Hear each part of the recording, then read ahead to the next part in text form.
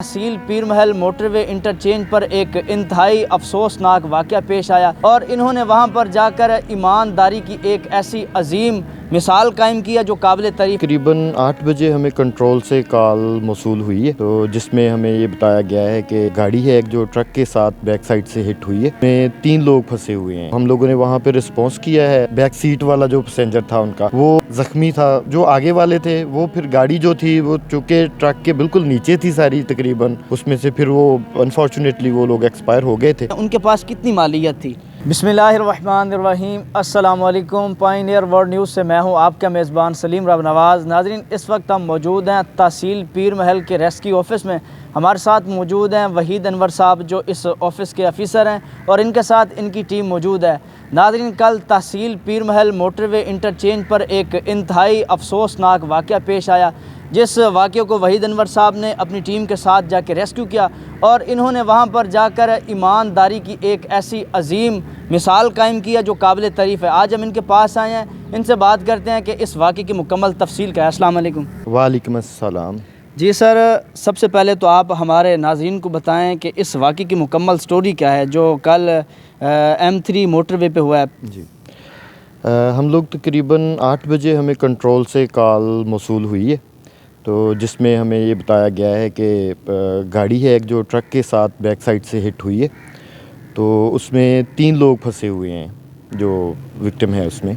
तो हम लोगों ने वहाँ पे रिस्पॉन्स किया है तो उसके साथ जब हम वहाँ पे अप्रोच किया है तो जो बैक सीट वाला जो पैसेंजर था उनका वो ज़िंदा था, ज़ख्मी था, तो उसको जो है हमने रेस्क्यू किया है उसमें से, उसकी बैक स्क्रीन से।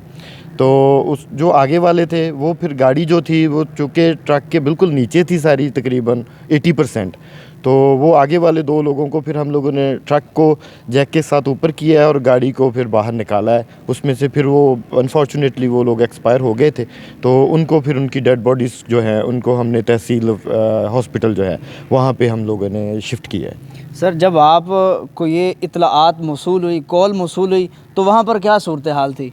जब हम लोग वहाँ पहुँचे हैं तो वहाँ पे जो गाड़ी जो थी मुकम्मल तौर पे वो ट्रक के नीचे थी, तो उसमें से पेशेंट्स को एवैक्यूएट करने के लिए पहले हमें गाड़ी को निकालना पड़ना था, तो इसलिए हम लोगों ने रेस्क्यू ऑपरेशन के साथ रेस्क्यू व्हीकल मंगवाई है टोबा से।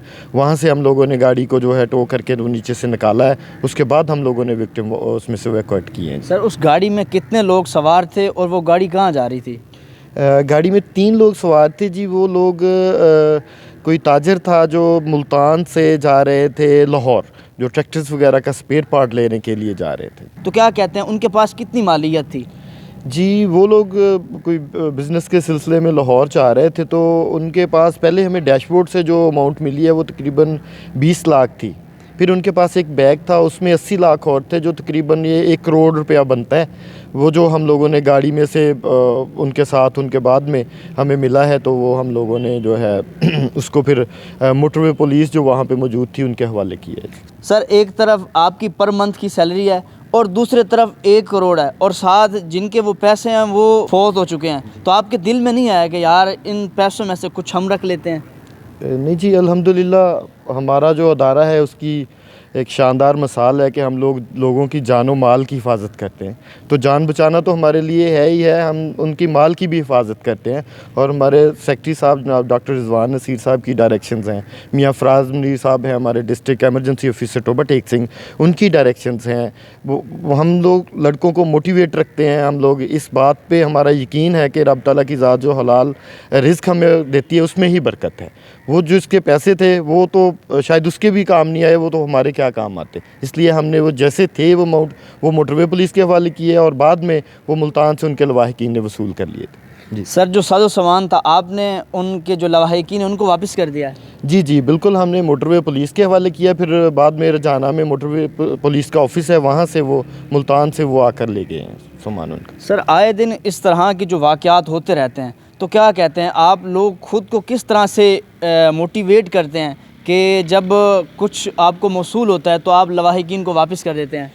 जी अल्हम्दुलिल्लाह, अल्लाह का शुक्र है, ये हमारे महकमे का एक स्टैंडर्ड है।